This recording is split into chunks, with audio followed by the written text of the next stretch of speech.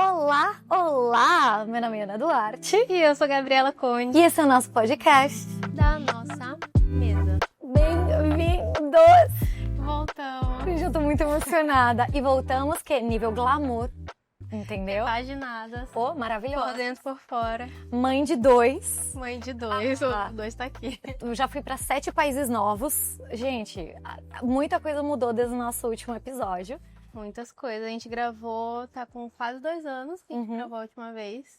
Então, muitas atualizações, muitos processos, muitas coisas novas. Muitas. E no meio de tanta novidade, algumas coisas permaneceram. E um pouquinho disso que a gente também quer conversar nessa temporada. Porque assim, agora vai ser uma temporada, gente. Temporada. Ai, presente.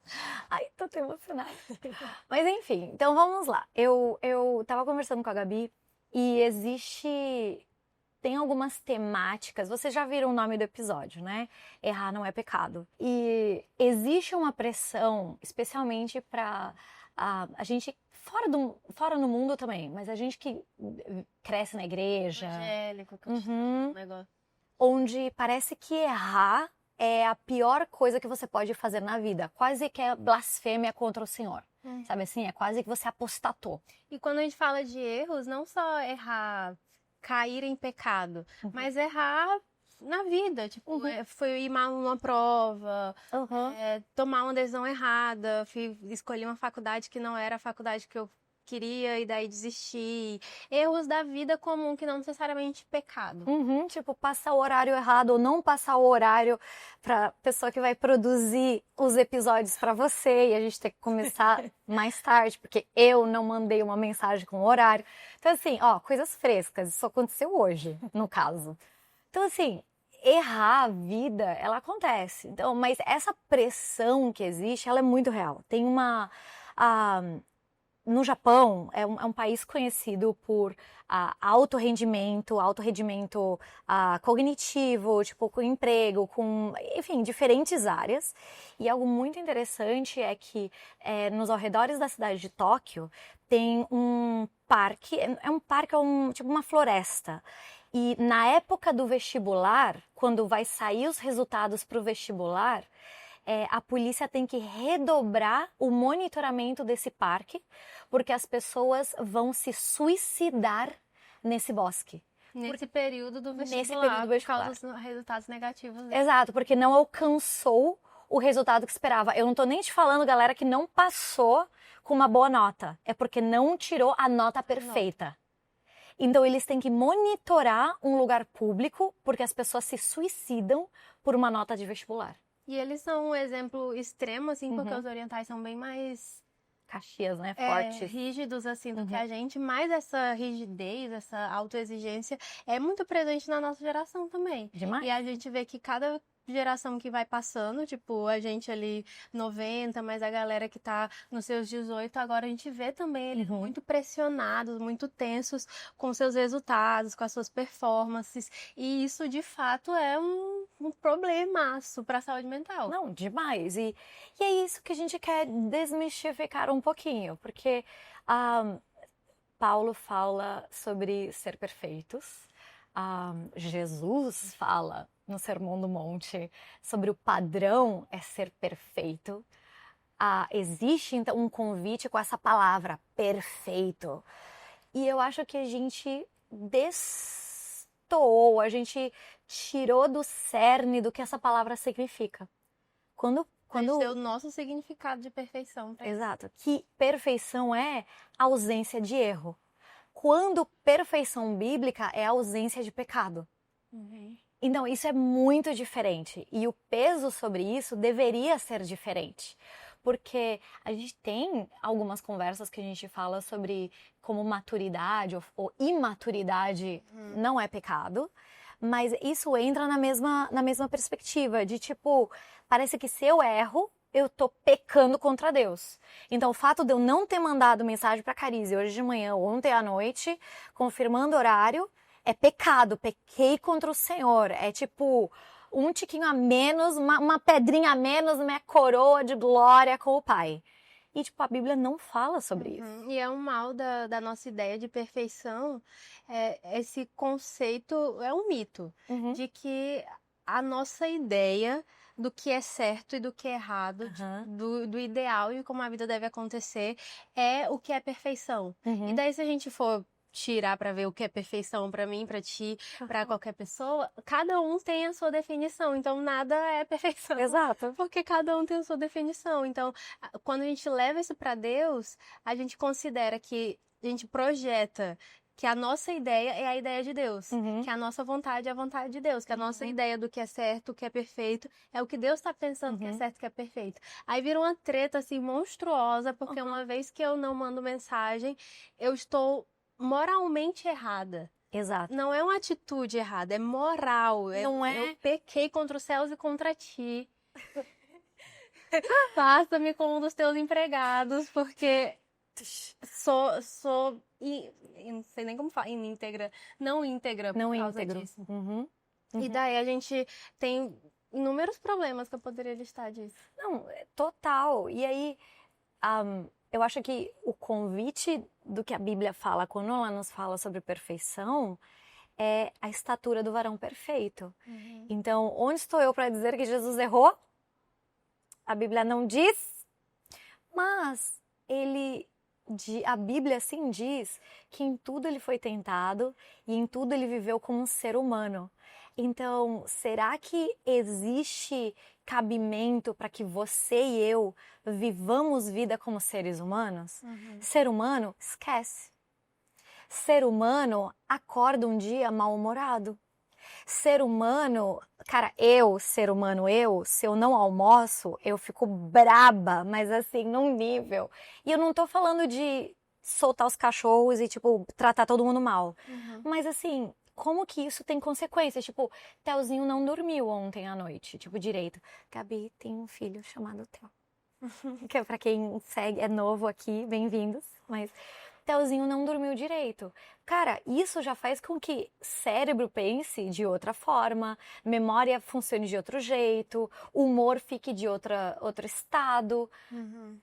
E isso faz com que a gente erre, com que a gente, cara, faça as coisas que estavam fora do script, fora do roteiro. E digo mais, que roteiro é esse? Pra você dizer que você não tá sendo perfeito? Esse é o ponto, qual é o roteiro. E um dos problemas que eu penso sobre isso é o nosso se colocar como centro. Porque uma vez que o meu padrão de perfeição é o padrão que deve reger todo mundo, que o meu ideal é como as coisas devem funcionar, é o segundo o meu ideal, logo eu estou no centro do universo. Porque sou eu que dito isso. O universo que gira em torno do meu ideal. Então, se o universo, se as pessoas saem do meu padrão, logo, na verdade, é um pecado contra mim, não é contra Deus. Porque as coisas estão saindo do que é a minha vontade, do que é o meu imaginário de ideal, assim. Então, se uma pessoa não me responde do jeito que eu espero que eu seja respondida. E eu não tô falando, gente, de alguém ser mal educado, eu não tô falando de alguém abuso verbal contra você. Tudo bem? Coisas normais de vida. A gente saiu cedo de carro e vamos imaginar que tinha trânsito. Meu Deus, o mundo acabou? Meu Deus, então já eras. Tudo vai ficar ruim. Que esse é outro ponto. Hoje de manhã, pra mim, o dia poderia ter acabado. O dia podia ter sido destruído. Por quê? Porque eu não mandei o bendito do mensagem. A gente não começou na bendita da hora que eu, na minha cabeça, no meu imaginário, queria começar. Isso, quantas vezes no teu dia não destrói o teu dia, não destrói amizades, não destrói um trabalho, não destrói sonhos, porque simplesmente não seguiu o roteiro que havia na tua cabeça. Foi a maior treta, assim, pra mim, quando eu casei, e triplicou, assim, explodiu depois que eu virei mãe. Descobri essas ideias, porque quando eu casei eu tinha a ideia que eu deveria ser aquele modelo de a esposinha e com todas as minhas expectativas em relação a mim mesma colocadas pelas ideias da minha cabeça, e como mãe a mesma coisa. Então dia após dia até hoje é tipo, não, de onde eu tô tirando que tem que ser assim? De onde eu tô tirando que eu tenho que conseguir dar conta de fazer todos os almoços todos os dias? E ser aquele almoço com as 5 cores no prato da criança. e só alimentar ele de maneira perfeita. E não dá. Não existe. Não existe isso. Não existe. E daí a gente entra com a comparação, porque a gente acha que as pessoas estão sendo perfeitas, mas as pessoas não estão sendo perfeitas na cabeça delas. E isso trouxe muito, mexeu muito comigo ao longo desses últimos anos depois que eu casei. Porque desse processo de tipo assim, não tem essa ideia, não tem um script. Existe o que Deus diz sobre, por exemplo, ser uma esposa e ser uma mãe. E existe o que eu considero como ideal. E às vezes detalhes como cuidar da minha casa, cuidar da nossa alimentação, zelar pelo meu casamento, são coisas que Deus sim valoriza. Mas a estrutura, o modelo como isso é feito, não é rígido. Não é algo inflexível. Ou pré-formatado. É algo que pode acontecer, então eu posso servir a minha família bem no dia que eu faço almoço, no dia que eu não consigo fazer almoço e vou dar um jeito pra gente comer. No dia que eu consigo deixar a casa organizada, que são raros, e nos dias onde eu vou só tentando mediar o caos. E vou fazendo assim. E isso não é pecado. Não é pecado. Você não é menos pessoa, você não é menos esposa, menos mulher. E insira nos seus próprios exemplos. Você não é menos profissional, amigo, filho, filho de Deus, só pelo fato de você não seguir o roteiro imaginário que você enfiou na sua cabeça. E aí entra a treta mor. Quando a gente abre caixinhas de perguntas, qual que uma das maiores, perguntas mais assíduas que a galera coloca? Como descobrir a vontade de Deus para minha vida? Só que não é descobrir a vontade de Deus, meu chamado, né? Não é descobrir chamado porque, poxa, quero cooperar com Cristo, com aquilo que Ele está fazendo na terra. Quero que meus dias sejam de glória pro nome dele, sabe assim? 1 Coríntios 3, eu quero construir sobre o alicerce que é Cristo com prata, ouro, pedras preciosas. Não, chuchu, não é por isso não, e você sabe do que eu tô falando. Por que a gente quer saber chamada, a gente quer saber a vontade de Deus? Porque a gente não quer errar. A gente quer o roteiro terceirizado, que Deus nos dê A, B, C, D. Passo 1, passo 2, passo 3, passo 4. Eu faço medicina, eu faço direito. Eu só não quero errar. Só não quero correr o risco de começar direito e desistir. E daí ter que lidar. E daí a vergonha, daí a humilhação, daí o ego ferido. Daí a perda de tempo de ter começado algo e não ter terminado. Várias consequências de uma escolha nossa que a gente não quer lidar e não quer assumir a responsabilidade também. Porque às vezes eu disse que Deus fala, mas aí dá errado, mas e aí Deus falou, aí começa a ofensa com Deus, e daí, poxa, Deus, mas você falou, ele tava com a blusa azul naquele dia que eu pedi, e como que a gente casou certo. E aí a gente acaba terceirizando a nossa responsabilidade de vida para Deus, sendo que essa não é o intuito de uma vida, não é o fato de Deus ser soberano, não é uma ausência de escolhas da nossa parte, não é uma ausência de construção de vida da nossa parte. E aí, algo que eu acho que também está entrelaçado nisso tudo é a frustração. Porque aí, como que você lida com o fato de que você vai errar? Como que eu lido com o fato de que esse roteiro imaginário que eu criei na minha cabeça para como eu viver, ele não vai acontecer. Então, por exemplo, a gente estava falando do exemplo de hoje cedo, né? De mensagem, de atraso, disso, de aquilo. De novo, podia ter acabado com o nosso dia. Pronto, não vou gravar mais, não vou fazer, deixa então para outro dia. Cara, não, vida real é assim. Vai ter trânsito, você vai sair, vai sujar tua roupa de café, a roupa novinha, prontinha pra... Ai, gente, quantas vezes a criança vai vir enfiar aquela mão gordurenta na roupa, você vai usar, mano, não vai saber, o computador vai dar pau se esquecer o carregado. Insira os BOs. Cara, me fala uma pessoa que vive uma vida sem BO. E se você falar Jesus, eu vou esfregar na tua cara os evangelhos. Não tinha onde dormir, não tinha onde comer. Tipo, eu não sabia o que ia acontecer, mandou os fulano lá pra ir buscar comida e apareceu uma samaritana do nada. Cara, você acha que isso não é imprevisto? Uma tempestade no meio da viagem. Uhum. Gente, pelo amor de Deus, só que Jesus soube fazer limonada de limões. Então, bora lá, jogo de cintura. E daí a gente volta para a história de Tóquio, né? Que é exatamente das coisas que são colocadas como vulnerabilidade para suicídio é a intolerância à frustração, o perfeccionismo emocional e a dificuldade de resolução de problema. Não, peraí. Perfeccionismo emocional. Já tem um episódio sobre isso, eu acho. Eu acho que tem. Eu acho que tem, a gente já falou sobre isso. Mas essa coisa que tem que ser tudo muito perfeito internamente. Só emoções positivas, emoções negativas, eu mereço a morte. E essa questão da resolução de problema e da tolerância à frustração vai ter muito a ver com esses momentos. Entendi. Eu me deparo com um problema na minha frente, eu posso morrer por causa dele e surtar, entrar em crise, paralisar, ou eu posso resolver ele. Então, a autoexigência vai dificultar muito a tolerância à frustração, porque vai doer muito. E é uma dor real, a gente não tá diminuindo a dor. De jeito porque é real, eu já vivi essa dor. Vivo de não raramente essa dor.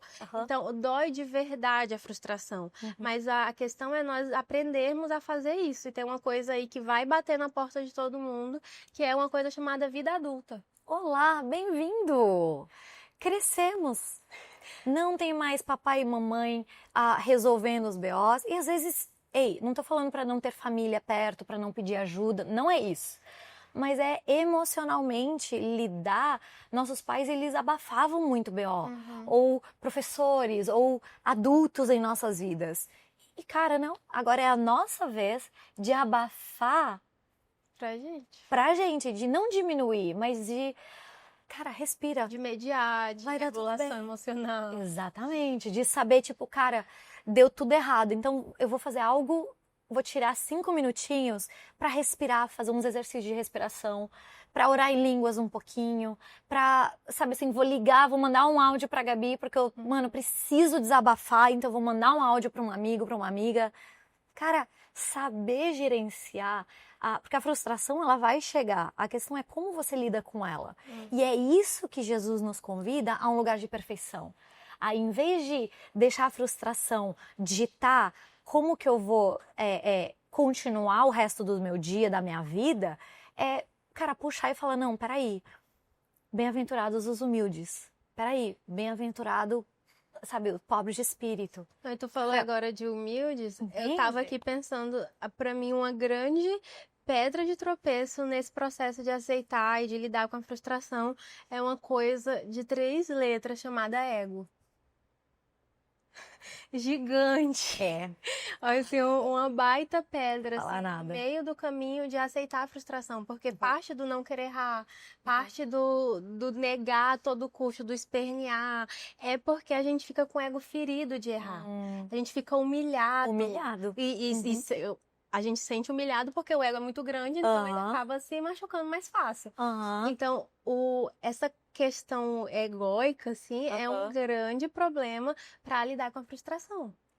E se a gente não for humilde, a gente vai ter muita dificuldade sempre. Sim. Até esses dias alguém me perguntou qual foi a parte mais difícil da maternidade, assim, puerpério. A minha resposta foi essa. Se eu fosse mais humilde, teria sofrido menos. Porque, de fato, grandes problemas e emocionais, assim, e questões práticas do dia a dia, a grande pedrinha que estava lá era o ego. Era o problema do ego e da falta de humildade no meio desse processo. E aí, a gente trabalha com uma definição de humildade que é muito interessante. Humildade não é pensar menos de si, é pensar menos em si. Então, vou falar de novo. A humildade não é pensar menos sobre si, é pensar menos em si. Tim Keller. E, cara, esse conceito é muito importante, porque é entender as tuas forças, aquilo que você tem, o que a gente chama de poder, só que é um poder sobre controle. É um poder debaixo na submissão à palavra, na submissão daquilo que o Senhor me pede, submisso à vontade de Deus, submisso aos padrões de caráter que o Senhor me chama. Então, fruto do Espírito é paciência. Então, é saber que eu tenho todo esse ímpeto, mas, submisso ao lugar de paciência. Então, quando a gente fala de humildade, se eu tivesse mais humildade, eu sofreria menos com ego, é esse lugar de entender que você foi criado por Deus, que você é um ser, maravilhosamente entretecido no ventre da tua mãe, Salmo 139, só que entendendo o lugar disso. Que isso está debaixo do que o Senhor espera de mim, do que o Senhor deseja para a minha vida.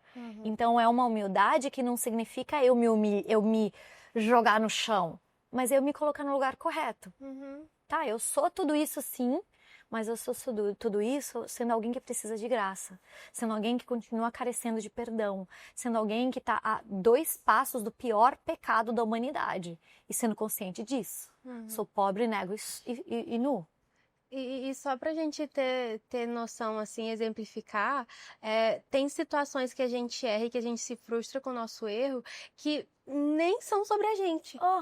O erro nem é sobre a nossa personalidade, sobre a nossa... Nada. É tipo assim, uma coisa prática. Até uma questão do horário. Questão do horário. É tipo, não tem nada a ver contigo. É só questão de horário. Então é só... A resolução desse problema não é consertar a Ana. A resolução desse problema é reajustar o horário, como as coisas estão funcionando. E é isso. Pronto, e acabou. Então é isso que seria a humildade. Então... Eu não preciso pensar em mim agora. Eu preciso pensar em resolver o problema. Resolvemos o problema. Porque a grande problema... E não é ver que não é uma anulação, não é uma negação do negação de si, um se inferiorizar. Não, é só... A questão não é sobre mim agora. Então, a questão é que o mundo de hoje, ele é muito egocêntrico. É um mundo que serve às minhas emoções. Então, eu erro... Porque eu errei. Imagina, olha o difícil que é falar isso. Eu errei. Nossa, me dói. Só falar. Eu errei. E o de Kelly vai falar que o que dói é o ego, não é o coração, não é as emoções. Não, nada. Mas a questão, por quê? Porque eu sirvo os meus sentimentos. Então, como eu sirvo os meus sentimentos, acontece um erro. Eu erro. Em vez de pensar em resolver logística, não. É o que você estava falando, eu tenho que resolver algo intrínseco do meu ser. Levar pra terapia. Pelo amor de Deus, nem tudo é para ser levado na terapia, meu Deus. Sim, psicóloga maravilhosa, faz terapia, amamos terapia, mas, gente, nem tudo é pauta de terapia. Às vezes tem coisa que é ser só algo prático. Exato, é tipo colocar no planner, colocar um alarme no celular, gente, criar processos melhores. Isso não é um quesito de terapia. Então vamos parar de... aquilo, tem um episódio que a gente fala de coisas que a gente não é. Falando sobre identidade. Sim. E uma das coisas que a gente fala é sobre a gente não é o que a gente faz. Só que toda essa logística de ego faz com que tudo seja muito sobre o que eu sou. Então, o que eu sinto é o que eu sou, o que eu faço é o que eu sou. Então, o que eu erro é o que eu sou, o que eu acerto é o que eu sou. Então, fica tudo muito muito identitário, muito ligado a coisas muito profundas de quem a gente é. E, realmente, se uma coisa tá muito profunda dentro de quem eu sou, se aquilo é quebrado, se aquilo é abalado, vai doer pra caramba. Com certeza. E vai virar pau de terapia, porque vai virar trauma, vai virar crise de ansiedade, vai virar depressão, vai virar um monte de coisa. Mas porque o significado na minha mente se eu sou o que eu faço e eu erro a decisão de qual trabalho eu vou fazer, eu errei tudo sobre mim. Acabou.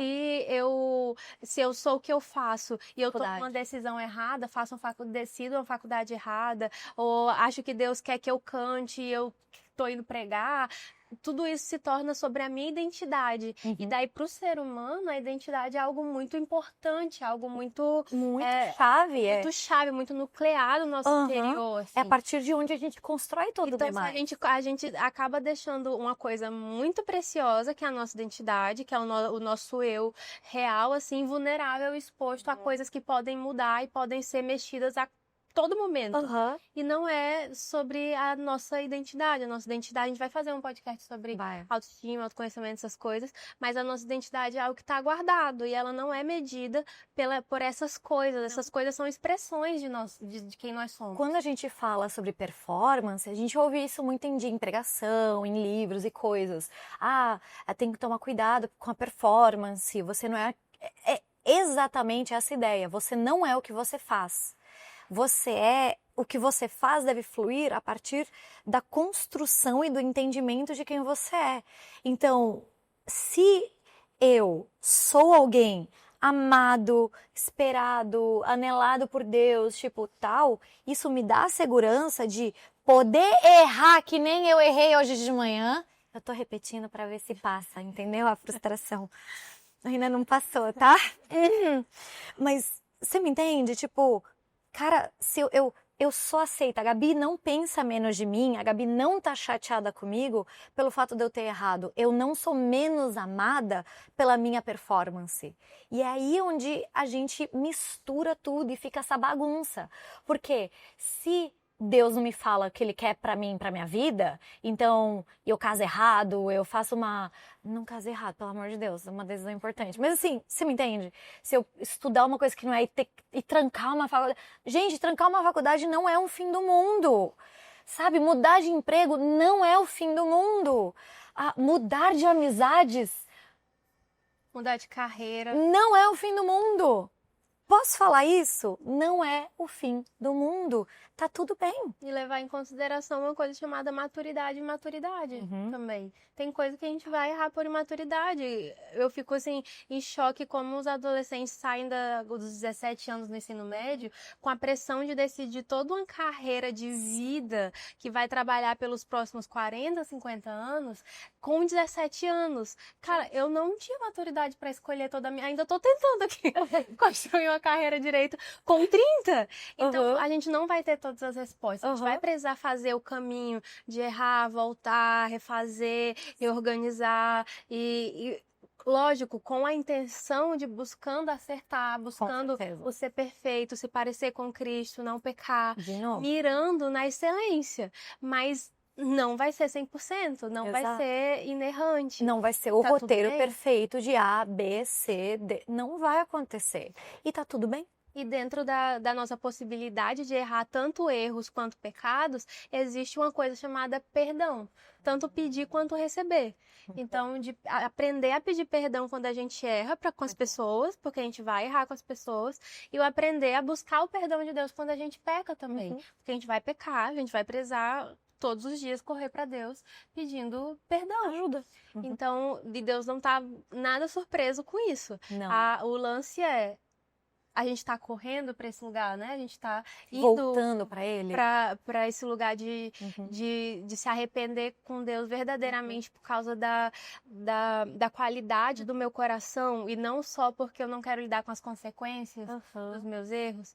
E, cara, é super possível. Muito, demais. Então, à medida que o ego diminui, exato, a humildade aumenta. E aí a flexibilidade flui. Existe espaço para ter uma vida flexível, ter uma vida fluida.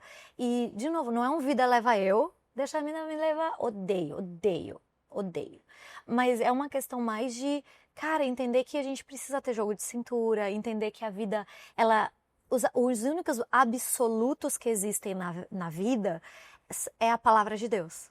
São as verdades sobre Deus, são as verdades sobre o mundo, são as verdades sobre o ser humano. É isso. O resto é tudo muito flexível e muito fluido. Então, eu acho que esse episódio é mais um lugar de um convite a errar. Um convite a errar com a consciência de que você pode errar. E que o errar não é pecado.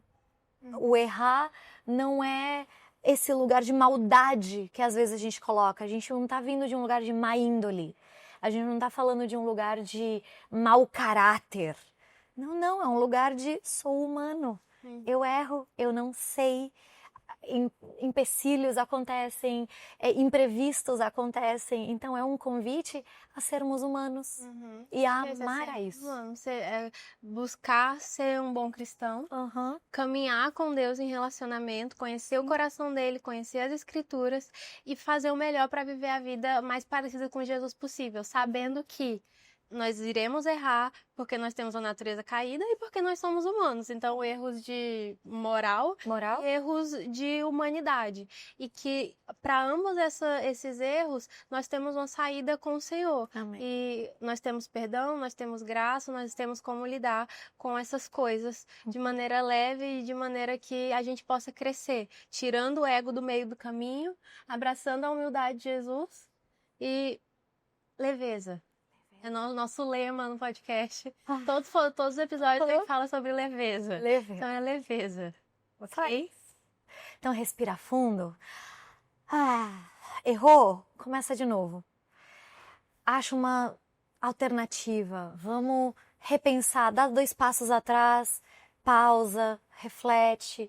Pensa um pouquinho. Come alguma coisinha. Toma um cafezinho. Fala com alguém. Tá vendo quantas alternativas tem a frustração? Tá vendo quantas alternativas tem quando o erro chegar, porque ele vai chegar? Então é isso, meu bem. É um convite a respirar e viver a humanidade de uma forma boa. Até o próximo episódio. Tchau, tchau.